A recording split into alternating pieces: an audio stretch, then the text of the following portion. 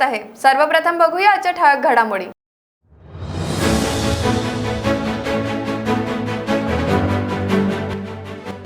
महाराष्ट्राचे आनंद talkies balance cantilever राज्यात सर्वात लांब असून याचे काम वेगाने पूर्ण झाले आहे।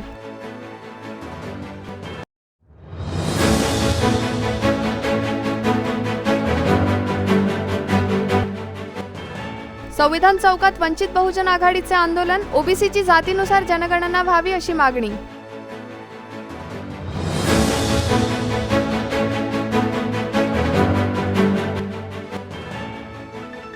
आणि नागपूरच्या कळमना परिसरात तरुणाची हत्या, पोलिसांकडून एका आरोपीला अटक।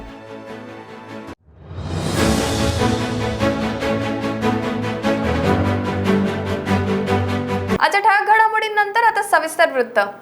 नागपुरातील महामेट्रोच्या चमूने घेतलेल्या मेहनतीमुळे आनंद टॉकीज जवळील सीताबर्डी येथील रेल्वे मार्गावर संतुलित कॅन्टिलिव्हर तयार करण्यात आले असून हे कॅन्टिलिव्हर सीताबर्डी आणि कॉटन मार्केट स्थानकादरम्यान बनलं आहे। महामेट्रोमध्ये महाराष्ट्रातील सर्वात लांब संतुलित कॅन्टिलिव्हर आहे आणि ते राज्यात अद्वितीय आहे।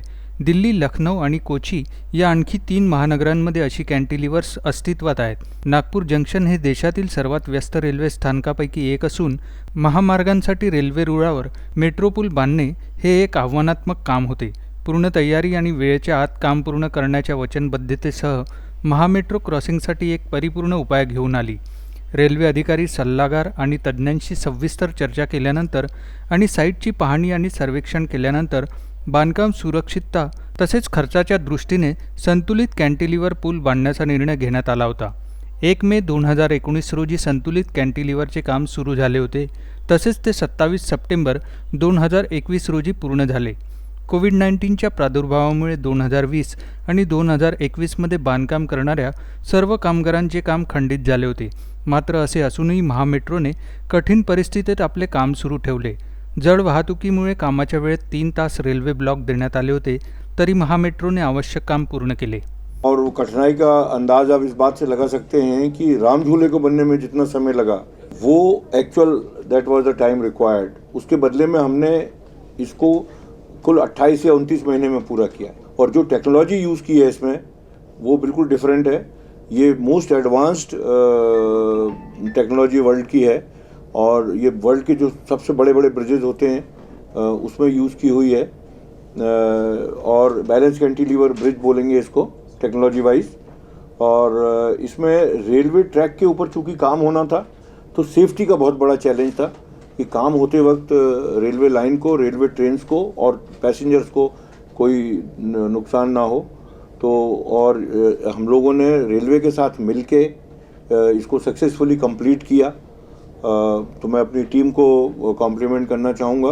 और इसमें बहुत बड़ा सहयोग बाकी एजेंसीज़ का भी है, गवर्नमेंट एजेंसीज़ का है, हमारी पब्लिक का है। बहुत सारे रिस्ट्रिक्शन वहाँ के आसपास के एरिया में थे, तो नागपुर के आम लोगों का भी जो सहयोग मिला वो सबको धन्यवाद देता हूँ। राष्ट्रीय जनगणनेत ओबीसीची जातीनिहाय जनगणना व्हावी अशी मागणी करत वंचित बहुजन आघाडीने नागपुरातील संविधान चौकात आंदोलन केलं। वंचितचे शहर अध्यक्ष रवी शेंडे यांनी जिल्हाधिकाऱ्यांना याबाबत निवेदन दिलं।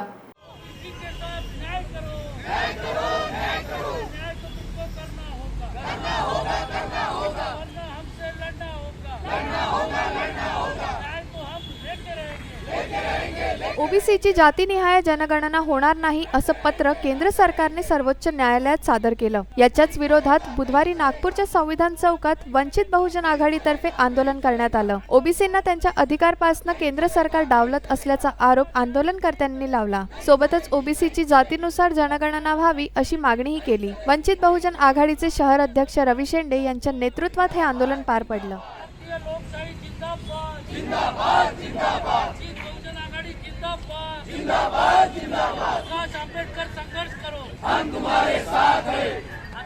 नागपूर शहरातील कळमना पोलीस ठाण्याअंतर्गत येणाऱ्या आरटीओ ऑफिस जवळ आकाश मोरे नावाच्या तरुणाची हत्या झाल्याचं उघडकीस आलं आहे। नागपुरात हत्यांची मालिका सुरूच आहे। बुधवारी आकाश मोरे नावाच्या तरुणाची हत्या झाली। क्षुल्लक भांडणातून ही हत्या झाल्याचं समजतंय। विशाल उर्फ विक्की या आरोपीला या प्रकरणी पोलिसांनी ताब्यात घेतलं आहे।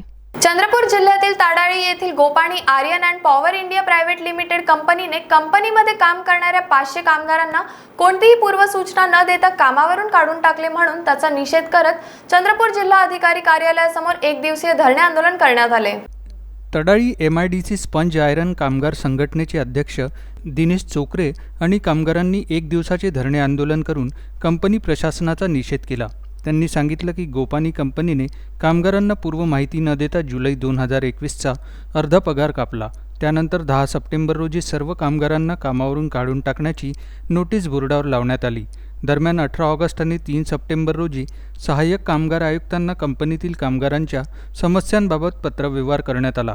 यानंतर 15 सप्टेंबर रोजी कामगार आयुक्त कार्यालयात कंपनी व्यवस्थापक, ठेकेदार आणि कामगार संघटनेची संयुक्त बैठक झाली असता बैठकीत सहाय्यक कामगार आयुक्तांनी चर्चा केली आणि कामगारांना कामावर परत घेऊन उर्वरित पगार देण्याबाबत कंपनी व्यवस्थापकाला कळवले.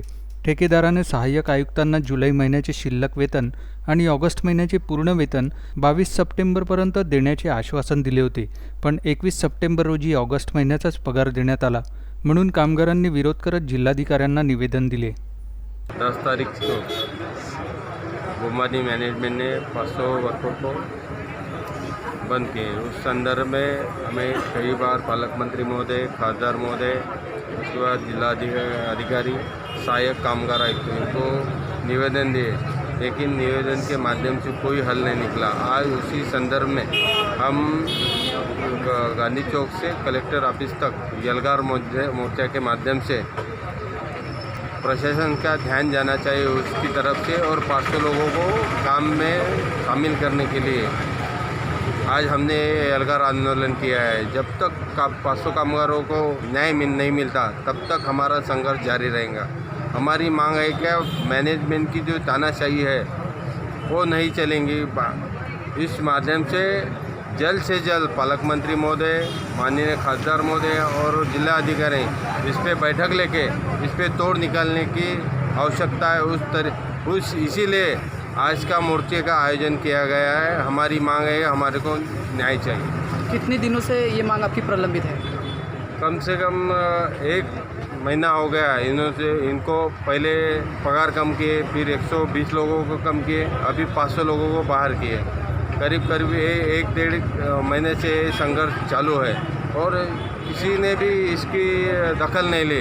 इसीलिए आज हमने गांधी चौक से कलेक्टर ऑफिस तक मोर्चा निकाला है, यलगार मोर्चा निकाला है. मैं शासन और प्रशासन दोनों का ध्यान देने के लिए, उनका लक्ष्य वेधने के लिए आज हमने यह आंदोलन का आयोजन किया है. जागतिक हृदय दिनानिमित्त किंग्सवे रुग्णालयाच्या वतीने जनजागृती कार्यक्रमाचे आयोजन करण्यात आले असून या कार्यक्रमात सामान्य जनतेला हृदयरोगी संबंधित माहिती देण्यात आली.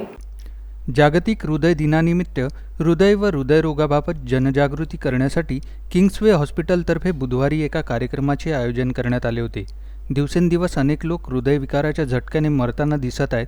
या कार्यक्रमाच्या माध्यमातून सामान्य जनतेने आपल्या हृदयाची काळजी घ्यावी, हृदयविकाराचा झटका आल्यास काय करावे, कोणते औषध घ्यावे या सर्व गोष्टी हृदयरोगतज्ञ डॉक्टर शैलेंद्र गंजेवार यांनी दिल्या. तसेच या प्रसंगी किंग्सवे हॉस्पिटलमध्ये मध्य भारतातील पहिले IVUS FFR मशीन बसवण्यात आले असून या यंत्राच्या मदतीने हृदयरोगाचा तपास होईल. तसेच एंजियोप्लास्टी, बायपास शस्त्रक्रिया आणि हृदय प्रत्यारोपण यासारख्या ऑपरेशनला पण मदत होईल. नमस्कार, मेरा नाम डॉक्टर शैलेंद्र गंजेवार है. मैं कंसल्टेंट कार्डियोलॉजिस्ट और director of cath lab Kingsway hospital से हूँ. आज हम लोग वर्ल्ड हार्ट डे मना रहे हैं. हम जानते हैं कि दुनिया भर में नंबर 1 कॉज ऑफ डेथ अभी भी हार्ट अटैक ही है. इतनी सारी जांच अवेलेबल है, इतनी सारे अस्पताल है, इतने सारे डॉक्टर्स अवेलेबल है, इतनी सारी एडवांस टेक्नोलॉजी अवेलेबल है, बट फिर भी अटैक आते हैं और पेशेंट को सफ़र होना पड़ता है. तो ये क्यों हो रहा है? क्योंकि ये जो बीमारी है इसके कोई पूर्व लक्षण नहीं होते हैं. तो अटैक जब आता है तो बिना किसी वार्निंग सिम्टम्स के डायरेक्ट आ जाता है और पेशेंट की तबीयत अचानक बिगड़ जाती है.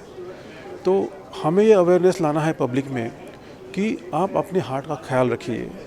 एक विशिष्ट उम्र के बाद, जैसे 40 की उम्र क्रॉस होने के बाद हर साल आप चेकअप करवाइए. एटलीस्ट कोलेस्ट्रॉल, फिर शुगर्स, ECG, एकोकार्डियोग्राफी, ये सारी चीज़ें आप करेंगे और 2 साल में एक बार आपको ट्रेडमिल टेस्ट भी करना है. तो तो ये चीज़ें आप करेंगे तो आपके ब्लॉकेज को आप अर्ली डिटेक्शन कर पाओगे और अटैक से बच पाओगे। वेळ झाली एका छोट्याशा ब्रेकची, भेटूया ब्रेक नंतर। बाय। सब जानना चाहते हैं मेरा फेवरेट कलर, मेरा फेवरेट डेस्टिनेशन, मेरी फेवरेट डिश, पर कोई ये नहीं पूछता कि फेवरेट डिश मैं बनाती कैसे हूँ। अरे यार, जिसे टेस्टी खाना पसंद है वो अच्छे टेस्ट तक पहुँच ही जाता है। सुरुचि मसाले, खाने में हो रुचि तो घर लाइए सुरुचि। अपने सपनों की उड़ान भरने की इच्छा तो हर किसी की होती है, पर पंख भी तो मजबूत होने चाहिए जो देता है flywheel aviation academy. Flywheel aviation academy एक ऐसा इंस्टीट्यूट है जहां पर एयरलाइंस एंड एयरपोर्ट हॉस्पिटैलिटी और टूरिज्म मैनेजमेंट, साथ ही यहां campus interview, guidance by industry expert, practical training at airport, expert faculty, personal grooming जैसे कई सारे बेनिफिट्स आप पा सकते हैं। Flywheel aviation academy, 1 degree, 3 job opportunities. Flywheel Aviation Academy gives you a degree or diploma with a job. Flywheel Aviation Academy, 365 Gandhinagar, LAD College Square, beside Karnataka Bank, Nagpur.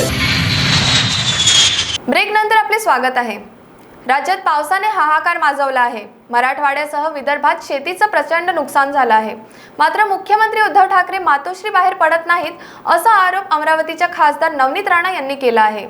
मुख्यमंत्री ठाकरे यांनी घराबाहेर पडून शेतकऱ्यांचं दुःख समजून घेऊन त्यांना प्रति हेक्टर 30,000 रुपयांची मदत करावी अशी विनंती राणा यांनी केली। नमस्कार। ज्या पद्धतीने गेल्या 2-3 दिवसापासून जे पावसाने अकाल मचवलेला आहे आमच्या महाराष्ट्रामध्ये आणि पश्चिम महाराष्ट्रामध्ये जी परिस्थिती प्रत्येक जिल्ह्यांमध्ये आहे, शेतकऱ्यांची शेतं पूर्णप्रमाणे वाहून गेलेली आहे।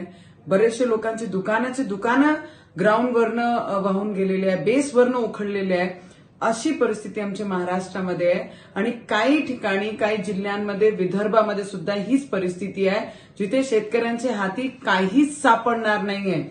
आणि ज्या पद्धतीने पूर्ण महाराष्ट्रामध्ये पावसाचा महाअकाल झाला आपण म्हणू शकतो, या पद्धतीची परिस्थिती आज आमच्या महाराष्ट्रामध्ये आणि आमच्या महाराष्ट्राचे मुख्यमंत्री जे आरामात आणि मस्तमध्ये मातोश्रीवर बसलेले आहे, मी त्यांना विनंती करते, जोपर्यंत तुम्ही शेतकऱ्यांच्या बांधावर जाणार नाही, शेतकऱ्यांसोबत बोलणार नाही, त्यांची परिस्थिती ऐकून घेणार नाही, तिथपर्यंत तुम्हाला त्यांची भावना कळणार नाही।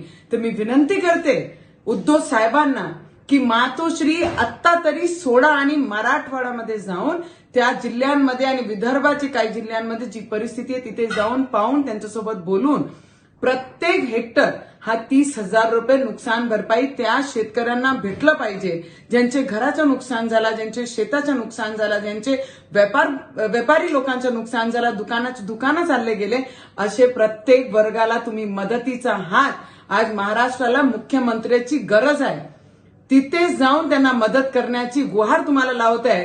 नाही तर येणाऱ्या दिवाळीमध्ये आपल्याला चांगल्या पद्धतीने दिवाळी आम्ही करू देणार नाही, कारण की आमच्या शेतकऱ्यांना जर त्रास असेल आणि त्यांची दिवाळी जर अंधारात जात असेल तर आम्ही तुमची दिवाळी सुखात होऊ देणार नाही, हे लक्षात ठेवा। उमरखेड येथे पुरात वाहून गेलेली बस अखेर सापडली आहे। बस नाल्यातून काढण्यात आली असून एक मृतदेह देखील सापडला आहे। नाल्यापासून 1.5 किलोमीटर अंतरावर सापडलेला मृतदेह हा बस चालकाचा असल्याचं सांगण्यात येत आहे। काल सुरू असलेल्या मुसळधार पावसामुळे शोध मोहीम थांबवण्यात आली होती, मात्र सकाळपासून पुन्हा शोध मोहीम सुरू केली असता हे यश मिळाले।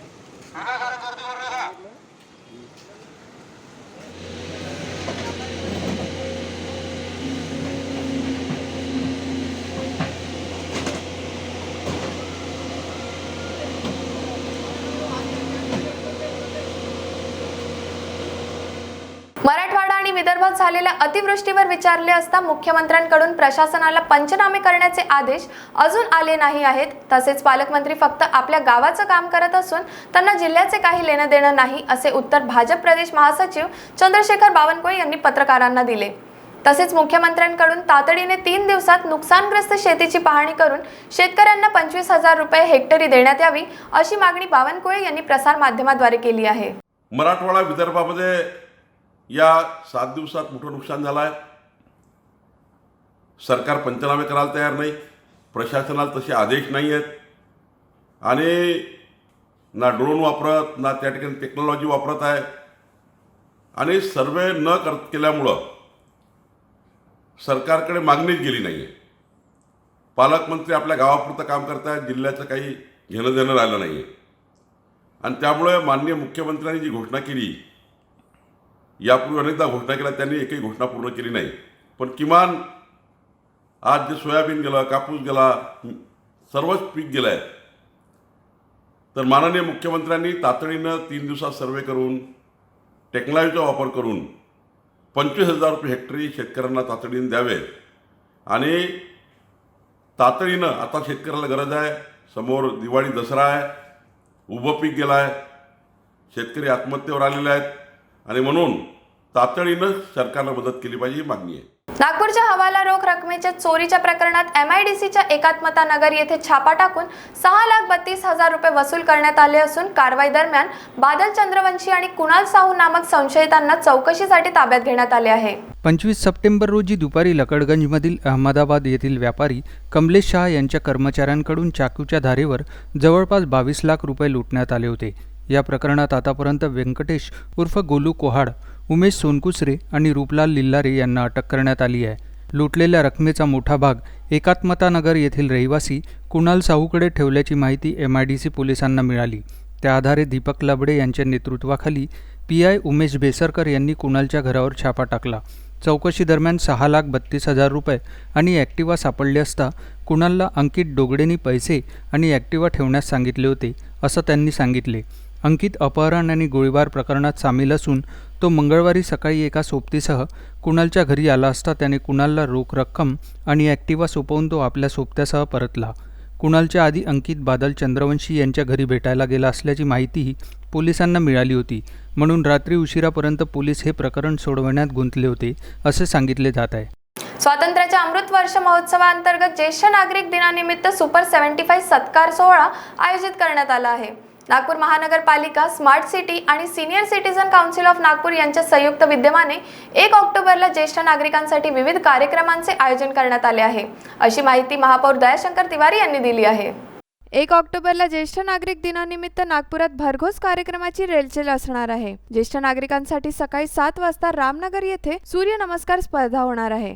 दुपारी 3:30 वाजता सुरेश भट सभागृहात रंगारंग कार्यक्रम होणार आहे. तसेच स्वातंत्र्य सैनिक, ज्येष्ठ कलाकार, सेनेतून निवृत्त सैनिक अधिकारी, क्रीडा, साहित्य, वैद्यकीय क्षेत्रात उल्लेखनीय कामगिरी केलेल्या 75 ज्येष्ठ नागरिकांचा सत्कार करण्यात येणार आहे अशी माहिती महापौर दयाशंकर तिवारी यांनी दिली.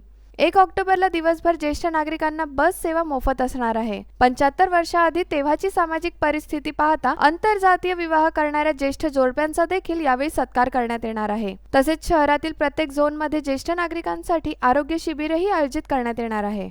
नागपुर महानगरपालिका के माध्यम से आने वाली 1 तारीख को ज्येष्ठ नागरिक दिन निमित्त विभिन्न आयोजन किए गए हैं, जिस माध्यम से इस शहर के वे नागरिक जिन्होंने इस शहर को अच्छा बनाने के लिए, इस शहर के विकास के लिए अपना सर्वस्व दिया है, उनका सत्कार करना यह उसके पीछे का मानस है. यह आज़ादी की 75वीं वर्षगांठ है, इसलिए इस शहर के 75 नागरिक जो 75 वर्ष की अवस्था को पूर्ण कर चुके हैं, इन नागरिकों का सत्कार किया जाएगा. और इसमें जो स्वतंत्रता संग्राम सेनानी हैं, उन सभी स्वतंत्रता संग्राम सेनानियों का प्राथमिकता से सत्कार किया जाएगा. इसके अलावा जिन्होंने मिलिट्री में किसी पदक को प्राप्त किया है, उनका स्वतंत्रता संग्राम सेनानी के बाद में उनको प्राथमिकता दी जाएगी. उसके पश्चात क्रीड़ा के क्षेत्र में, रंगमंच के क्षेत्र में, पत्रकारिता के क्षेत्र में, साथ ही साथ सेवा के क्षेत्र में और वैद्यकीय व्यवसाय में जिन्होंने अच्छा काम किया है, उनको भी जिन्हें पुरस्कृत किया गया है, उन लोगों को भी सत्कार करने का निर्णय इसके अंतर्गत लिया गया है. इसके अलावा 1 तारीख को नागपुर शहर की हमारी जो बस सेवा संचालित होती है, उस बस सेवा के माध्यम से महानगर पालिका की शहर बस सेवा में जो भी सीनियर सिटीजन अपना कार्ड लेकर के बैठेगा, उस सीनियर सिटीजन को उस 1 अक्टूबर के दिन किसी भी प्रकार का कोई भी चार्ज नहीं लगेगा, उसे निःशुल्क सेवा उस दिन प्रदान की जाएगी। इस प्रकार का निर्णय भी हमने लिया है। परिवहन विभाग के माध्यम से ही हमारे 10 जोन हैं, हमारी 10 बसें 10 जोन से अलग अलग जगह निकलेगी और ये सारी 10 बसें हमारे सीनियर सिटीजन को नागपुर शहर के जो दर्शनीय स्थल है, जिसमें दीक्षा भूमि है, नागपुर शहर के बगीचे हैं, बगीचे के साथ साथ विवेकानंद स्मारक हैं, इन सारे दर्शनीय स्थलों का दर्शन कराया जाएगा और उनके स्नैक्स की व्यवस्था, नाश्ते की व्यवस्था भी बस के अंदर महानगर पालिका के माध्यम से की गई है। इसके अलावा छत्रपति उद्यान जो रामनगर का है, वहाँ सीनियर सिटीजन के लिए सुबह के समय में सूर्य नमस्कार स्पर्धा का आयोजन किया गया है, उसमें भी सीनियर सिटीजन भाग ले सकते हैं। सुरेश भट्ट सभागृह में दोपहर 3:30 बजे जो सीनियर सिटीजन कला के क्षेत्र से हैं, उनके लिए गीत गायन का कार्यक्रम है। साथ ही साथ में जो मिमिक्री कर सकते हैं, नकल कर सकते हैं या फैंसी ड्रेस में आ सकते हैं, उनके लिए वह भी आयोजन 3:30 बजे सुरेश भट सभागृह में किया गया है। तर आज वीकेबी मराठी न्यूज मध्ये एवढंच. उद्या पुन्हा भेटूया काही नवीन घडामोडींसह. बघत राहा वीकेबी न्यूज. नमस्कार.